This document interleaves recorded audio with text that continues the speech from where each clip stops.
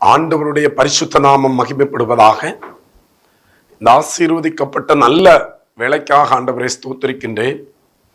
ஜீவம் அண்ணா என்கிற நிகழ்ச்சியின் மூலம் உங்களை சந்திப்பதில் மிகவும் மகிழ்ச்சி அடைகிறேன்.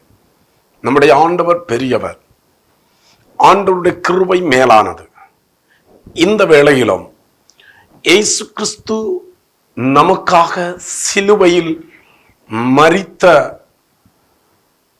நிமித்தம் கிடைத்த ரட்சிப்பினாலே வந்த ஆசீர்வாதத்தோடு கூட அந்த சிலுவையினாலே நமக்கு என்ன மேன்மை கிடைத்தது? வேதம் இப்படி சொல்லுகிறது. அப்போஸ்தலனாகிய பவுல் கொரிந்தியருக்கு எழுதின முதலாவது நிருபம் 1ஆம் அதிகாரம் அதனுடைய 18வது வசனத்தில் இவ்வாறு சொல்லப்பட்டுள்ளது. சிலுவையை பற்றிய உபதேசம் கெட்டு போகிறவர்களுக்கு பைத்தியமாயிருக்கிறது, ரட்சிக்கப்படுகிற நமக்கோ அது தேவ பலனாய் இருக்கிறது. அன்பான தேவனுடைய பிள்ளைகளே, சிலுவையை பற்றின உபதேசம் அல்லது சிலுவையை பற்றின காரியம் நம் வரலாறு படிப்போம் என்றால், இயேசு கிறிஸ்துவுக்கு முந்தின காலங்களில் சிலுவை ஒரு அபமான சின்னமாக இருந்தது. சிலுவை ஒரு என்று கேட்டாலே மனிதர்கள் பயப்படுவார்கள், நடுங்குவார்கள். ஏனென்றால் ரோமாட்சியின் கீழில் பாருங்க இருந்த நாடுகளில் கொடூரமான குற்றங்களுக்கு சிலுவையில் அறைந்து கொல்லுகிற ஒரு வழக்கம் இருந்தது. ஆனால் அந்த சாபகரமாக இருந்த, அந்த அபாயகரமாக இருந்த, அந்த துக்ககரமாக இருந்த அந்த சிலுவையை இயேசு சுமந்தார். எதற்காக? என்னுடைய பாப பரிகாரத்துக்காக, என்னுடைய நோய்கள் மாற்றும்படியாக, என்னுடைய பிரச்சனைகளை தீர்க்கும்படியாக, நாம் பரலோகத்தில் போகும்படியாக இயேசு சிலுவையில் மரித்தார். அதை நாம் சுவாசிக்கும் போது அந்த சிலுவையின் நிமித்தம் வருகின்ற அத்துணை ஆசீர்வாதங்களும் நமது வாழ்விலும் நம்முடைய குடும்பத்திலும் வருகிறதை நாம் காண முடிகின்றது. சிலுவை அது மேன்மையான, அது அற்பமாக எண்ணப்பட்டது. சிலுவையின் மேல் இயேசு தொங்கினதினால, அற்பமாய் எண்ணப்பட்ட சிலுவையை இயேசு சுமந்ததினால அந்த சிலுவைக்கே ஒரு மேன்மை வந்தது. சிலுவையினாலே, அதுவா இயேசு கிறிஸ்து சுமந்த சிலுவை, இயேசு கிறிஸ்துவை சிலுவையில் அறையப்பட்டாரே, அந்த சிலுவையினால நமக்கு என்ன மேன்மை என்பதை சில காரியங்கள் இன்றைக்கு நாம் சிந்திக்க போகின்றோம். அப்போஸ்தலனாகிய பவுல் கொலோசியருக்கு எழுதின நிருபத்தில் 2ஆம் அதிகாரம் அதனுடைய 14 15 வசனம் படிக்கும் போது இவ்வாறு சொல்லப்பட்டுள்ளது.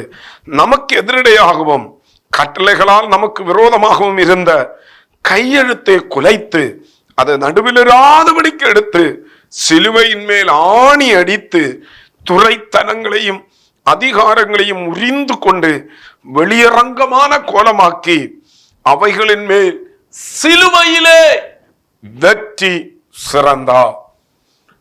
இந்த வசனத்தில் அநேக ஆசீர்வாதங்களை சிலுவையினால் நாம் பெற்றுக்கொள்ள முடிகிறது.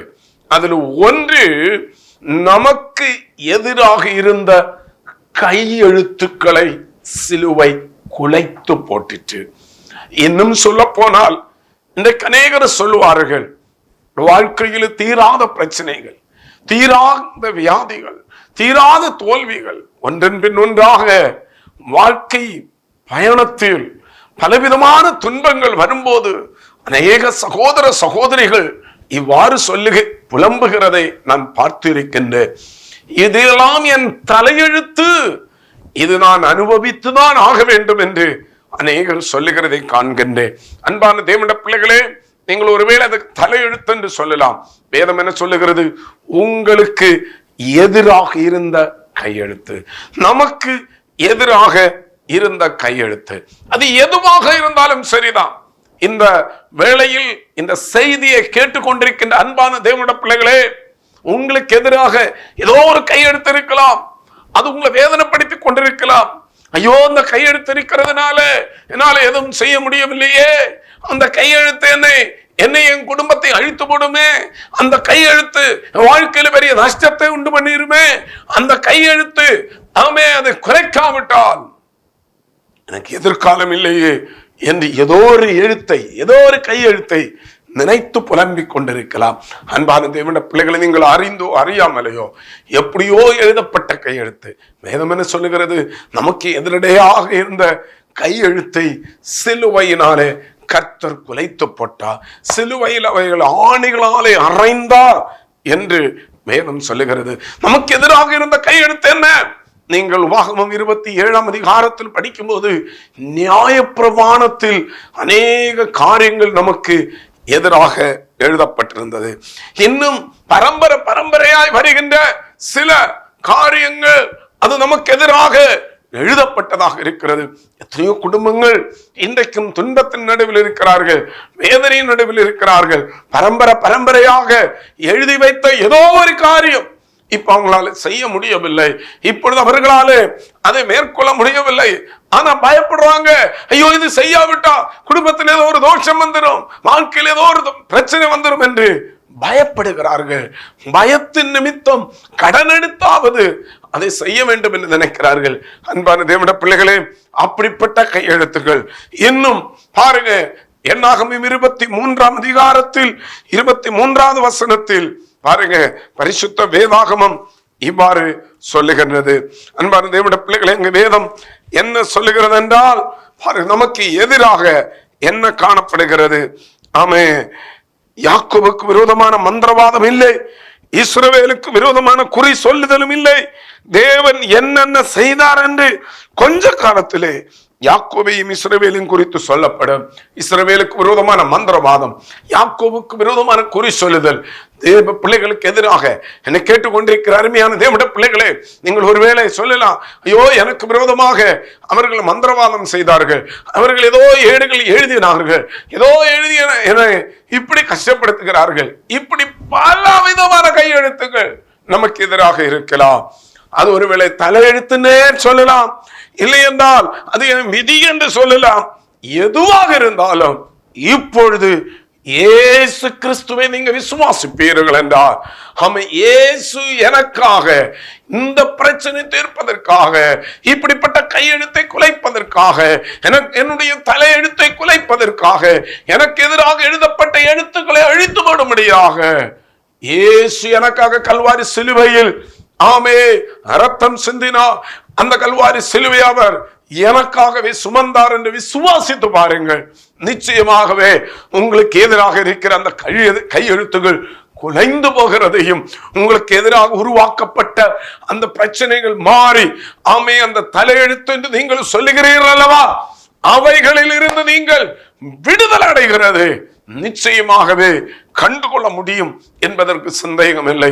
சிலுவையின் உபதேசம் ஆமே அது கெட்டு போகிறவர்களுக்கு பைத்தியமாய் இருந்தாலும், ரட்சிக்கப்படுகிறவர்களுக்கு, விசுவாசிக்கிறவர்களுக்கு, இயேசுவை நம்புகிறவர்களுக்கு ஆமே நம்முடைய தலையெழுத்துகளையும் நமக்கு எதிரான ஆயுதத்தையும் அழித்து போடுகிற ஒரு தேவ பலனாக இருக்கின்றது.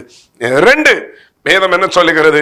இதே கொலோசியர் நிருபம் 2ஆம் அதிகாரம் 15வது வசனம் சொல்லுகிறது, துரைத்தனங்களையும் அதிகாரங்களையும் உரிந்து கொண்டு வெளியரங்கமான கோலமாக்கி அவைகளின் மேல் சிலுவையிலே வெற்றி சிறந்தார். அருமையான தேவனுடைய பிள்ளைகளே, சிலுவை என்ன செய்கிறது? இயேசு கிறிஸ்து சுமந்த சிலுவையினால நமக்கு என்ன மேன்மை? ஆமே, நமக்கு எதிராக எழும்பின சாத்தானுடைய செயல்களை அது செயலிழக்க வைக்கிறது. இயேசு கிறிஸ்து நமக்காக சுமந்த சிலுவையினால வருகிற மேன்மை என்ன? நமக்கு எதிராக எழும்பி வருகிற பிசாசின் செயல்கள் ஆமே முற்றுமாக செயலிழக்க வைக்கிறது.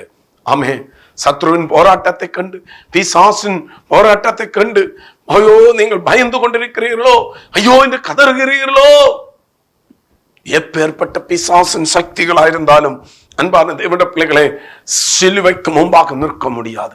இயேசு கிறிஸ்துவின் சிலுவை ஆமை அந்த சிலுவையினால் உள்ள மேன்மை, சிலுவையின் உபதேசம் உங்களுக்குள்ள வரும்போது எல்லா சாத்தானுடைய செயல்களும் அழிந்து போகும்.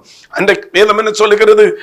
சிலுவையில் ஆணையினால் அறைந்தது மட்டுமல்ல, சாத்தானுடைய எல்லா துரைத்தனங்களையும் எல்லா அதிகாரங்களையும் அவர் என்ன செய்தாராம்? சிலுவையிலே வெற்றி சிறந்தார். சிலுவையில் வெற்றி சிறந்தார். அவன் சாத்தானுடைய எல்லா செயல்களும் அழிந்து போகிறது. ஏன் தெரியுமா? அதே கொலோசியர் 2:15 என்ன சொல்லப்பட்டிருக்கிறது? சாத்தானுடைய அந்த ஆயுதத்தை கர்த்தர் பறித்து கொண்டார். இப்போ சாத்தானுடைய கையில் ஆயுதமே இல்லை. சாத்தானை குறித்து நீங்கள் அறிந்து கொள்ளுங்க. இயேசு கல்வாரி சிலுவையில் அவர் மரித்ததினால, இயேசு கல்வாரி சிலுவையில் வைத்த பிசாசை ஜெயித்ததினால சாத்தானுடைய கையில் இருந்த எல்லா ஆயுதம், துரைத்தனங்களும் எல்லா அதிகாரங்களும் ஆகிய ஆயுதங்கள் எல்லாவற்றையும் அவர் உறிந்து கொண்டார், வெளியரங்கமான கோலமாக்கினார். ஆண்டவர் எவ்வளவு பெரியவர் என்று பாருங்க. உங்களுக்கு எதிராக எழும்பி நிற்கிற அந்த பொல்லாத சத்ரு உங்களை பயமுறுத்துகிறதுனே அல்லாம அவனால எதுவும் செய்ய முடியாது. விசுவாசிங்க, அவனுக்கு பயப்படாதீங்க. அவன் எல்லாம் இருக்கிறது போல காட்டுவான், ஆனா அவனிடத்துல ஒண்ணும் இல்லை. அவன் பாருங்க நிராயுதமானி, அவன் ஆயுதமே இல்லை, ஆயுதம் இல்லாம நிற்கிறான்.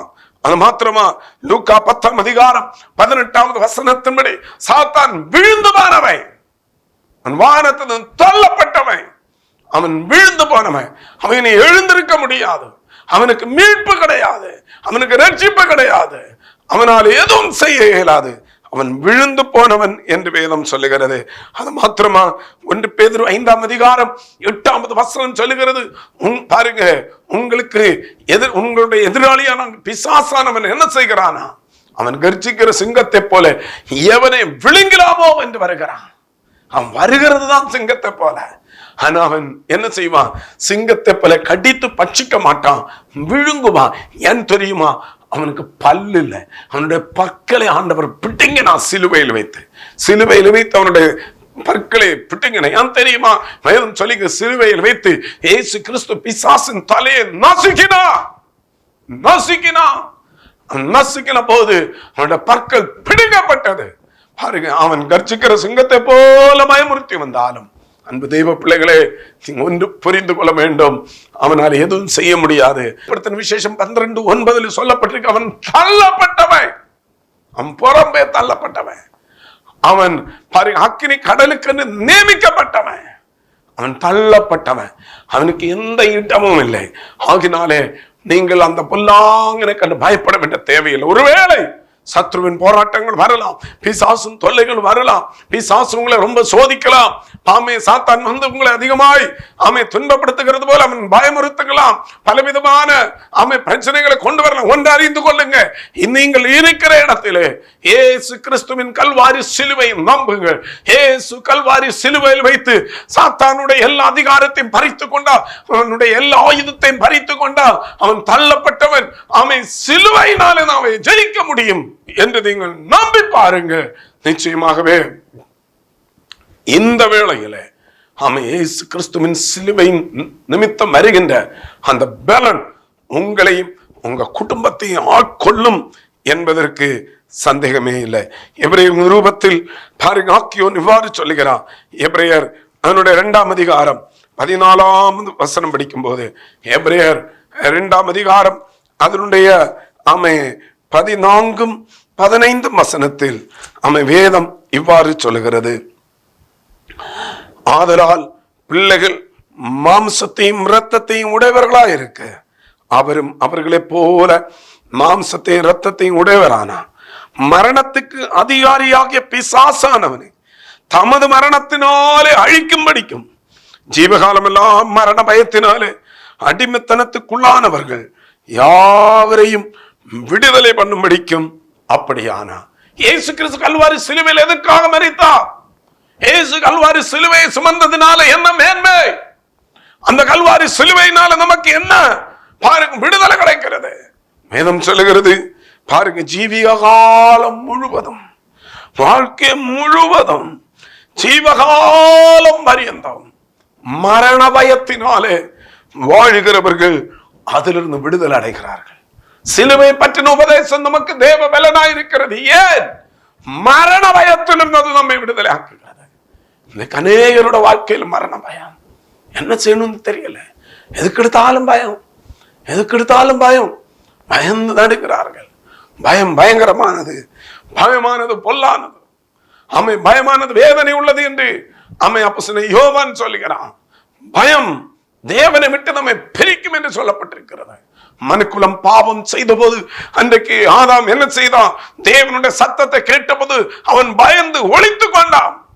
ஆண்டவர் கேட்ட மனுஷனே, ஆதாமே நீ எங்கே இருக்கிறாய் என்று கேட்டபோது அவன் சொல்லுகிறான், ஆமே நாங்கள் நிர்வாணிகளானதுனாலே நாங்கள் பயந்து ஒளித்துக் கொண்டோம், பயந்து ஒளித்துக் கொள்வோம். அந்த பயம் இன்றைக்கு அநேகரை ஒழிக்க வைக்கிறது. பயம் இன்றைக்கு அநேகரை ஆண்டவரை விட்டு விலக வைக்கிறது. பயம் அநேகரோட வாழ்க்கையில நன்மைகளை அது அழித்து போடுகிறது. அன்னைக்கு யோபு சொல்லுகிறான், நான் பயந்தது எனக்கு வந்தது, நான் அஞ்சினது எனக்கு நேரிட்டது. பயம் இன்றைக்கு நேரை எழும்ப விடாதபடி அது அமைக்கிக் கொண்டிருக்கிறது, வேதனைப்படுத்திக் கொண்டிருக்கிறது, எழும்ப முடியவில்லை. பயம் அநேகரை துன்பப்படுத்திக் கொண்டிருக்கிறது. அதிலும் மேலாக அநேகர் மரண பயத்திலே வேதனைப்படுகிறார்கள். மரண பயம், மரண பயம் இன்றைக்கு அநேகரை வந்து என்ன செய்கிறது? ஆட்கொள்ளுகிறது. வேதம் என்ன சொல்லுகிறது? ஆமே 1-2 நாள் அல்ல, ஜீவிகாலம் முழுவதும், ஜீவகாலம் முழுவதும் மரண பயத்தில் வாழ்கிறவர்கள் உண்டு. ஆமே அநேக பணம் இருக்கிறது, பொருள் இருக்கிறது, படிப்பு இருக்கிறது, எல்லா திறமையும் இருக்கிறது. ஆனா மரண பயம் அவர்களை விட்டு போகிறது இல்லை. ஆமே ஆனால் ஆமே ரட்சிக்கப்பட்ட தேவ பிள்ளைகளுக்கு சொல்லுவார்கள், ஆமே அவர்களுக்கு நல்ல விசுவாசம் உண்டு, கிறிஸ்து எனக்கு ஜீவன், சாவு எனக்கு ஆதாயம். ஆனா இங்கே சொல்லியிருக்கிற மரண பயம் என்ன பாருங்க, அது பாதாள வேதனை, அது நரக வேதனை. அன்பான தேவனுடைய பிள்ளைகளே, ஜீவகாலம் முழுவதும் மரண பயத்திலே வேதனைப்பட்டு கொண்டு பல காரியங்களை நினைத்து நினைத்து நினைத்து பயந்து பயந்து பயந்து எதுவும் செய்ய இயலாதபடி தவிக்கிற அப்படிப்பட்ட தேவ பிள்ளைகளுக்கு ஆண்டவர் சொல்லுகிறான், நீங்கள் இயேசு கிறிஸ்துவை விசுவாசியுங்கள். இயேசு கிறிஸ்து இந்த மரண பயத்திலிருந்து எங்களை மீட்கும்படியாக கல்வாரி சிலுவையில் அவர் மரித்து அடக்கமிடப்பட்ட உயிரோடு எழும்பினார் என்று விசுவாசித்து பாருங்க. அந்த விசுவாசம் உங்களோட வாழ்க்கையில கிரிய செய்யும். அந்த சிலுவையினால வருகின்ற, இயேசு கிறிஸ்துவின் சிலுவையினால வருகின்ற அந்த தேவ பலன் உங்களையும் உங்க குடும்பத்தையும் தாங்கும் என்பதற்கு சந்தேகமே இல்லை. அது மரண பயத்திலிருந்து நம்மை மீட்குகிறது. ஆமே சிலுவை பற்றின உபதேசம், சிலுவையின் பலன் என்ன? கலாத்தியருக்கு நிரூபம் 4ஆம் அதிகாரம் அதனுடைய ஆமே 13-14 வசனம் படிக்கும் போது ஆமே அப்போஸ்தலன் பவுல் ஆமை இவ்வாறு சொல்லுகிறான். கலாத்தியர் 4ஆம் அதிகாரம் 13-14 அங்கே வேதம் என்ன சொல்லுகிறது? அன்பான தேவனுடைய பிள்ளைகளே, இந்த சிலுவை பற்றின உபதேசம், சிலுவை நமக்கு என்ன உண்டாக்குகிறது? எல்லா சாபத்திலிருந்தும், எல்லா சாபத்திலிருந்தும் நம்ம என்ன செய்கிறது? விடுவிக்கிறது என்று சொல்லப்பட்டிருக்கிறது. நம்ம எல்லா சாபங்களும் மாற்றப்படுகிறது. சிலுவையில் சம்பவித்தது என்ன? அவன் மனிதனுடைய எல்லா சாபத்தையும் இயேசு சிலுவையில் சுமந்து தீர்த்தார் என்று வேதம் சொல்லுகிறது. எல்லா சாபங்களும், எல்லா சாபங்களும். ஆமே அநேகரோட வாழ்க்கையில் சாபம் பின்தொடர்ந்து வருகிறது.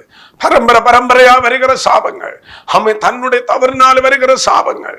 பாருங்க, எப்பேற்பட்ட சாபங்கள் இருந்தாலும் அநேக குடும்பங்கள் சாபத்திலிருந்து எழும்ப முடியவில்லை. ஆமே அநேக குடும்பங்களில் ஆமே பிள்ளைகள் சாபத்துக்குள்ள இருக்கிறார்கள். ஆமே சாபத்தினாலே அநேகருக்கு வேதனை, சாபத்தினாலே அநேக குடும்பத்தில் பல இழப்புகள், சாபத்தினால அநேக குடும்பங்களில் ஆமே ஒரு முன்னேற்றம் இல்லை, எவ்வளவு பிரயாசப்பட்டால் ஒரு வாழ்வில்லை. சொல்லுவார்கள், நாங்கள் ஏதோ ஒரு ஆமை சாபத்துக்குள்ள இருக்கும் என்று. அன்பான தேவனுடைய பிள்ளைகளே, அது முற்பதாக்களுடைய சாபமா இருந்தாலும், நம்முடைய கிரிய நிமித்தம் வந்த சாபமா இருந்தாலும், நம்மை தொடர்ந்து வருகிற சாபமா இருந்தாலும், எல்லா சாபத்தையும் இயேசு கல்வாரி சிலுவையில சுமந்து தீத்தா. இதை நீங்க விசுவாசிக்கும் போது அந்த சிலுவையின் உபதேசத்தின் வருகின்ற அத்தனை ஆசீர்வாதங்களும் உங்கள் மேல் வரும். ஆமே உங்களுடைய சாபங்கள் முறிக்கப்படும். உங்களை வாழ விடாமல் ஆமே உங்களை பயமுறுத்தி கொண்டிருக்கின்ற அந்த சாபம் உங்களை விட்டு அகன்று போகும். இயேசுவின் நாமத்தில் எல்லா சாபங்களும் முறிக்கப்பட்டு போவதாக. இந்த வார்த்தையை கவனித்துக் கொண்டிருக்கிற அத்தனை பேர் மேலும் ஆமை இருக்கிற சாபங்கள் அந்த குடும்பத்தை விட்டு விலகி போவதாக. இயேசுவின் நாமத்தில் இப்பொழுதே அவர்கள் விடுதலை அனுபவிப்பார்களாக. ஆமே கர்த்தர் நிச்சயமே அற்புதத்தை செய்வார், நிச்சயமே அற்புதத்தை செய்வார். அநேக துணிகரமாய் செய்கிற சில காரியங்கள், ஆமே தங்களுடைய வாலிப காலங்களில் ஆமே செய்த சில துணிகரமான கிரிய நிமித்தம் சில சாபம் தொடர்ந்து வரும். ஆனா நீங்க செய்தது தவறு என்பதை ஒத்துக்கொண்டு என் சாபத்துக்கு பரிகாரமாக இயேசு சிலுவையில் மரித்தார் என்று நம்பி பாருங்க, அந்த சாபத்திலிருந்து கண்டிப்பாக நீங்கள் விடுதலை முடியும் என்பதற்கு சந்தேகமே இல்லை. எபேசியர் 2ஆம் அதிகாரம் 14வது வசனம் முதல் வாசிக்கும் போது, எப்படி எனில் அவரே நம்முடைய சமாதான காரணராகி இருதரத்தாரையும் ஒன்றாக்கி பகையாக நின்ற பிரிவினையாகி நடிச்சுவரை தகர்த்து சட்ட திட்டங்களாகி நியாய பிரமாணத்தை தம்முடைய மாம்சத்தினாலே ஒழித்து இருதரத்தாரையும் தமக்குள்ளாக ஒரே புதிய மனுஷனாக சிருஷ்டித்து இப்படி சமாதானம் பண்ணி பகையை சிலுவையினால் கொண்டு, பாருங்க, பகையை சிலுவையினால் கொண்டு அதனால் இருதரத்தாரையும் ஒரே சரீரமாக தேவனுக்கு ஒப்புறோம். ஓகேனா அன்பான தேவனுடைய பிள்ளைகளை, சிலுவையின் இயேசு மரித்ததினால கிடைத்த மேன்மை என்ன? பாவத்திலிருந்து விடுதலை அடைகிறது மட்டுமல்ல, நோயிலிருந்து விடுதலை அடைகிறது மட்டுமல்ல, நமக்கு சமாதானம் உண்டாகிறது. பாருங்க, பாவம் செய்கிற ஆத்துமா சாவம். பாவம் தேவனை விட்டு நம்மை பிரிக்கிறது. பாவம் தேவ சமாதானத்தை இழக்க வைக்கிறது. பாவம் பரலோகத்தை நம்மை விட்டு விலக்குகிறது. ஆனால் இயேசு கல்வாரி சிலுவையில் ரத்தம் சிந்தினதினால அந்த சிலுவை என்ன செய்கிறது? பரலோகத்தை நம்மை ஒன்றாக இணைக்கிறது. பரலோகத்தை நம்மை ஒன்றாக இணைக்கிற ஒரு பாலமாக மாறுகிறது. ஒரு பாலமாக மாறுகிறது. அன்பான தேவனுடைய பிள்ளைகளை, ஆண்டவருடைய கிருபை எவ்வளவு பெரியது என்று பாருங்க. எவ்வளவு பெரியது என்று பாருங்க. எவ்வளவு பெரியது என்று பாருங்க. அங்கே அந்த எபிரேயருக்கு சொல்லப்பட்டிருக்கிறது, அவர் மரணத்தை உத்தரித்தார் என்று சொல்லி இருக்கிறது. ஆமே, நம்முடைய பகையை தீர்த்தா, இருதரத்தார் பகைகளை தீர்த்தா. சிலுவை என்ன செய்யும்? மனுஷர் ஒருவருக்கு ஒருவர் இருக்கிற பகையை தீர்த்து போடும். ஆமே, குடும்பத்துக்குள்ள ஒருவருக்கு ஒருவர் இருக்கிற பகையை தீர்த்து போடும். இந்த சிலுவை விசுவாசிக்கும் போது, இயேசுவின் சிலுவை மரணத்தை விசுவாசிக்கும் போது, இயேசுவை விசுவாசிக்கும் போது, ஆமே, குடும்பங்களில் இருக்கிற பகை மாறி ஒரு சமாதானம், தனக்குள்ள இருக்கிற பகை மாறி சமாதானம் கிடைக்கும். பாருங்க, ஆமே, ஊர்களுக்குள்ள இருக்கிற பகை நீங்க சமாதானம் அடையும். தேவனுக்கு நமக்கும் இருந்த பகை, ஆமே, பரலோகத்தில் நமக்கும் இருந்த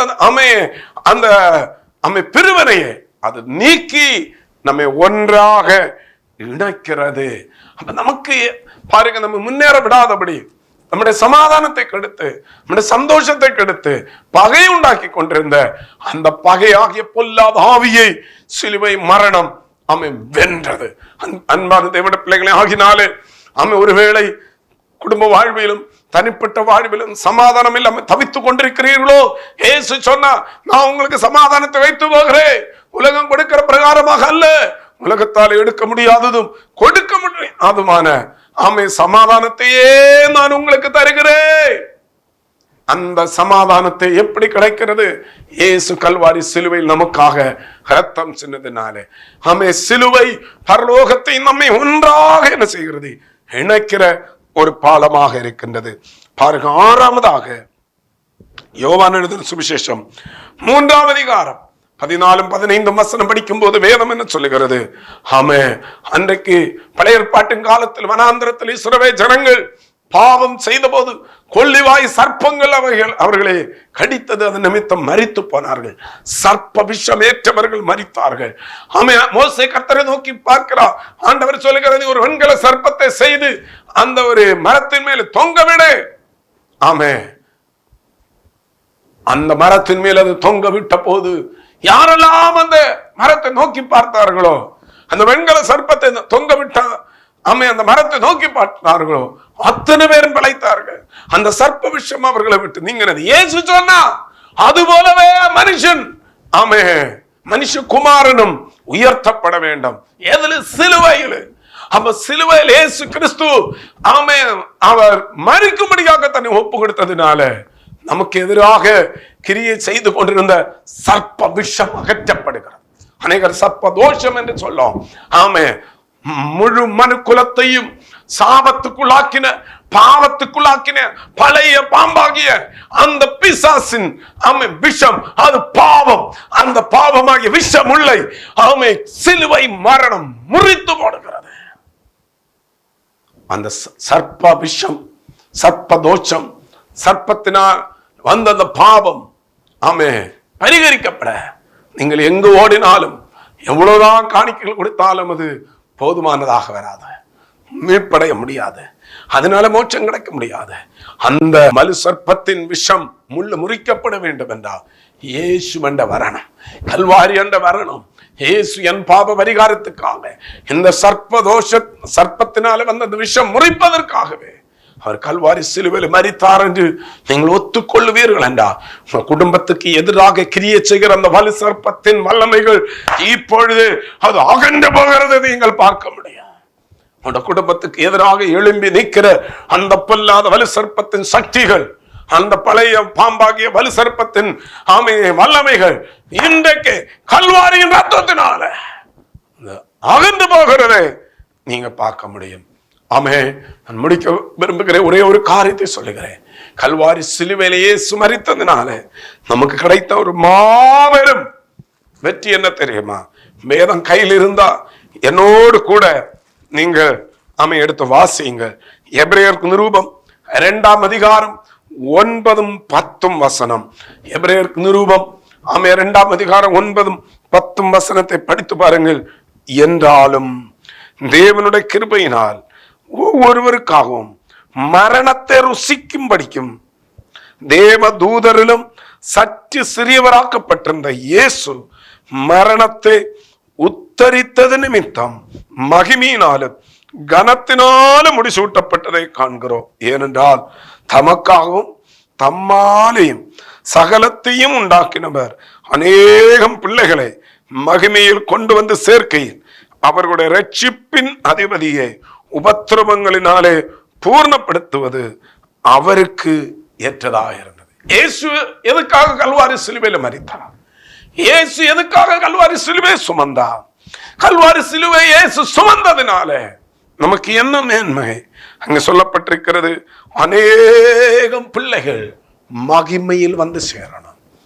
அந்த மகிமையின் மேல் மகிமை அடைந்து பரம கானானாகிய அந்த பரம எருசலேமாகிய பரலோகத்தில் வந்து சேரணும், மோட்சம் போய் சேரணும். அதுக்காக தான் இயேசு கல்வாரி சிலுவையில் மரித்தார். இயேசு கல்வாரி சிலுவையில மரிக்காவிட்டா நாம் யாரும் மோட்சத்து போக முடியாது, நம் பரலோகத்து போக முடியாது. இயேசு கல்வாரி சிலுவையில் தம்முடைய ரத்தத்தை சிந்தி அந்த சிலுவையின் நிமித்தம் அந்த ஆசீர்வாதம் நம்ம வந்ததுனாலதான் நாம் எங்க போக கூடிய ஒரு விசுவாசம் நமக்கு கிடைத்தது, மோட்சம் பரலோகத்திலே. பாருங்க, வேதம் அதுதான் அங்கே சொல்லப்பட்டிருக்கிறது.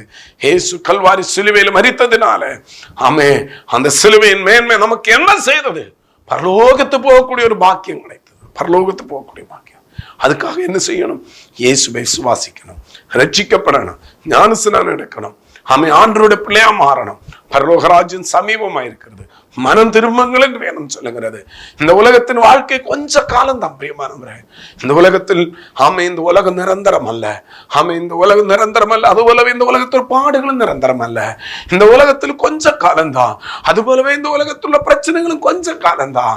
100 வருஷமோ 110 வருஷமோ 90 வருஷமோ 80 வருஷமோ 70 வருஷம் எவ்வளவு வாழ்ந்தாலும் அது கொஞ்ச காலம்தான்.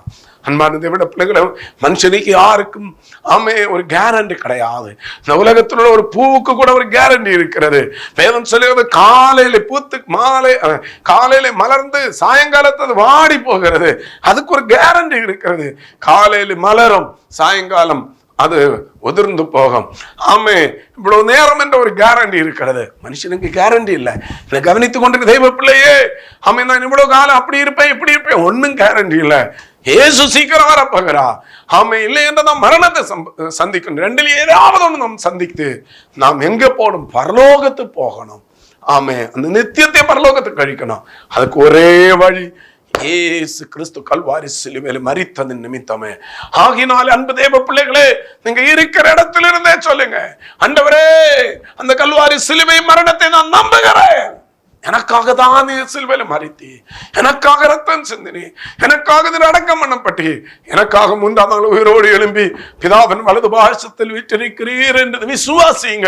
அப்படி என்னது சிலுவை நிமித்தம் வந்த அத்தனை ஆசீர்வாதங்களும் உங்களுக்கு எதிராக இருந்த கை எழுத்துக்களை, தலை எழுத்துக்களை அவர் அழித்து போடுவார். ஆமே, சாத்தானுடைய செயல்களை இல்லாமல் ஆக்குவார்.